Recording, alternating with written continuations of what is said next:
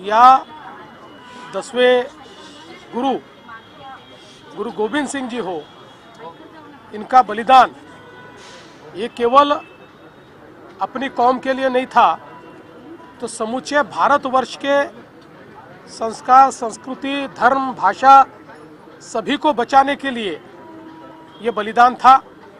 और विशेष रूप से गुरु गोविंद सिंह जी, इनके तो पूरे परिवार का बलिदान हुआ और उनके 6 साल के और 9 साल के साहिबजादे फतेह सिंह जी और जोरावर सिंह जी, इनको उस समय मुगलों ने दीवारों में चुनवा दिया, लेकिन बावजूद उसके अपने कार्य को कभी भी उन्होंने अधूरा नहीं छोड़ा और अंत तक उन्होंने हम सबकी रक्षा की।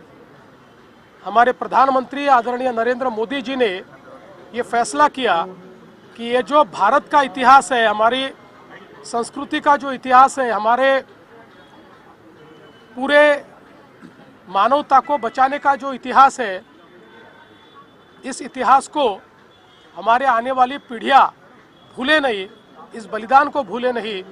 इसलिए 26 दिसंबर को वीर बाल दिवस के रूप में इसको मनाने का फैसला हुआ।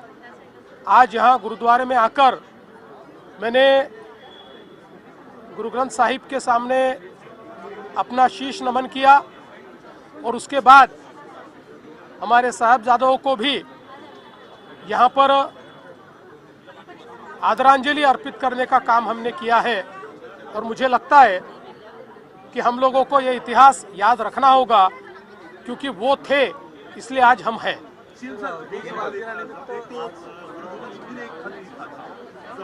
अभी भी उसकी मूल प्रति अपने हाथ से लिखी फारसी भाषा में औरंगजेब के नाम, और उसको आप लोग ऐतिहासिक तथ्य के तौर पर पेश करने वाले हैं, उसको पेश करने वाले। पहला सवाल तो मेरा ये लेके क्या रहेगा।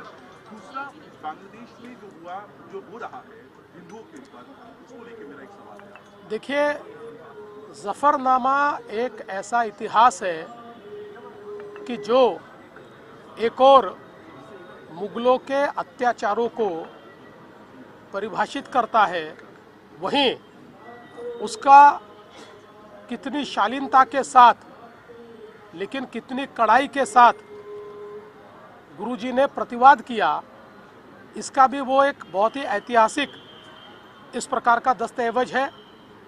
और मुझे ऐसा लगता है कि निश्चित ही हमारे स्वर्णिम इतिहास को हमारे सामने लाने का काम उसके माध्यम से हो रहा है।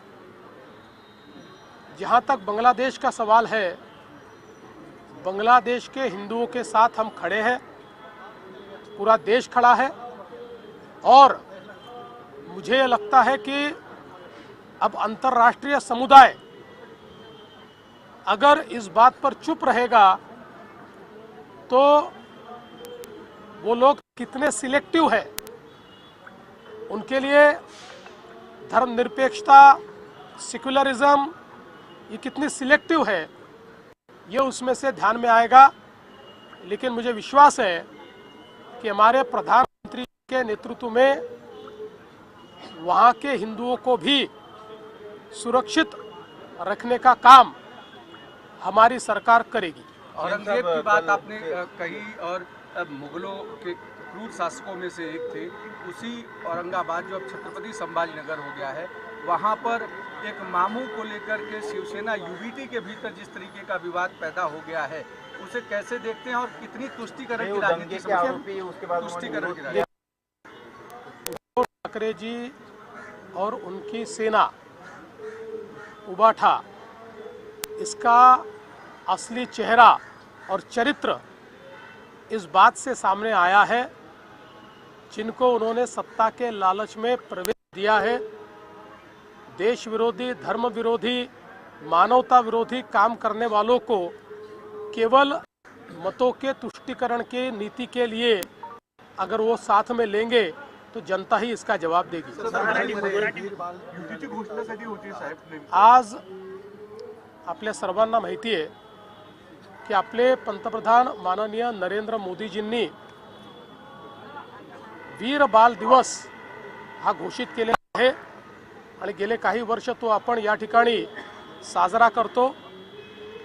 शीख समाजाचे 10वे गुरु गोविंद सिंगजी यांचा संपूर्ण परिवार हा शहीद झाला, त्यांनी बलिदान केलं आणि आजच्याच दिवशी त्यांचे 2 सुपुत्र साहेबजादे जोरावर सिंगजी आणि साहेबजादे फतेह सिंगजी 6 वर्षाचे आणि 9 वर्षाचे यांना मुघलांनी भिंतीमध्ये चिरडून टाकलं आणि त्यांचा खात्मा केला।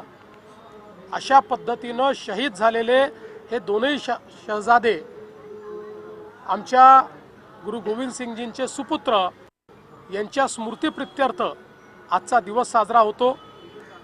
आणि आपल्याला कल्पना आहे की आमच्या सिखांच्या गुरूंनी ज्या प्रकारे धर्म आणि मानवता वाचवण्याकरता बलिदान दिलेलं आहे हे जगाच्या इतिहासामध्ये अत्यंत वेगळं अशा प्रकारचं आहे। त्यांच्या बलिदानामुळेच आज आपण सगळे हा दिवस बघू शकतो आणि म्हणून अशा आपल्या देशामध्ये देशाच्या संस्कृतीकरता धर्माकरता ज्यांनी बलिदान दिलं अशांची आठवण ठेवणं आणि त्यांना नमन करणं हे महत्त्वाचं आहे। म्हणूनच आज मी या ठिकाणी गुरुद्वारात आलो। गुरु ग्रंथ साहिब यांच्या समोर मी त्या ठिकाणी नमन केलेलं आहे आणि दोन्ही शहीद सुपुत्रांना त्या ठिकाणी मी श्रद्धांजली अर्पण केली। पण दुसरीकडे संभाजीनगरमध्ये पाहतोय आपण दंगलीसारखे गंभीर गुन्ह्यांच्या राशीद मामूंना ठाकरे गट प्रवेश देतोय, एकीकडे आपण बाल दिवस साजरा करतोय, कुठल्या बाजूला महाराष्ट्र चालू? मला अतिशय दुःख आहे की हिंदू हृदय सम्राट शिवसेना प्रमुख बाळासाहेब ठाकरेंच्या सुपुत्रांनी या ठिकाणी अशा पद्धतीनं मतांचं लांगुल चालन करण्याकरता अशा व्यक्तीला प्रवेश दिलेला आहे। यातनं त्यांचं चरित्र आणि त्यांची दिशा ही स्पष्ट होते आहे। त्यांना आता लांगुल चालन करायचं आहे, विशिष्ट लोकांचे जोडे चाटायचे आहेत आणि त्यातनं मतं मिळवायची आहेत। पण जनता हे बघते आहे, देशप्रेमी देशभक्त आणि राष्ट्रवादी लोक हे पाहतायत, त्यामुळे याचं नुकसान त्यांना सहन करावंच लागेल।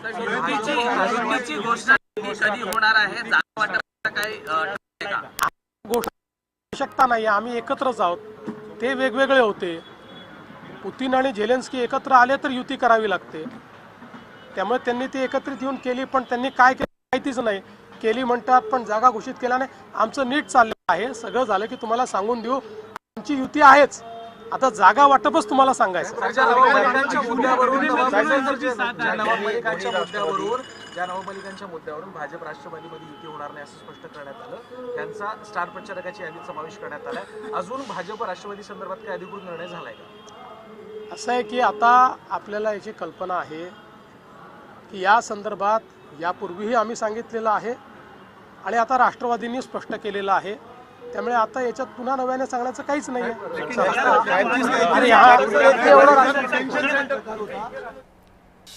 शीख गुरूंचं बलिदान अविस्मरणीय आहे असं त्यांनी म्हटलंय। तर राज ठाकरे आणि उद्धव ठाकरेंच्या युतीला पुतीन आणि झेलेन्स्की यांची युती असा टोला मुख्यमंत्र्यांनी लगावला। शीख गुरूंचं बलिदान अविस्मरणीय, फडणवीसांची ही प्रतिक्रिया। वीर बाल दिवसानिमित्त मुंबईत विशेष कार्यक्रमाचं आयोजन करण्यात आलं आणि त्याच कार्यक्रमात मुख्यमंत्र्यांनी हजेरी लावली होती। त्यासोबतच बांगलादेशातील हिंदूंच्या पाठीशी आपण उभे आहोत असंही त्यांनी म्हटलंय। आणि ठाकरेंकडून मतांचं राजकारण केलं जातंय, मतांचं तुष्टीकरण केलं जातंय, लांगुल चालन केलं जातंय अशी ही टीका मुख्यमंत्र्यांनी केली।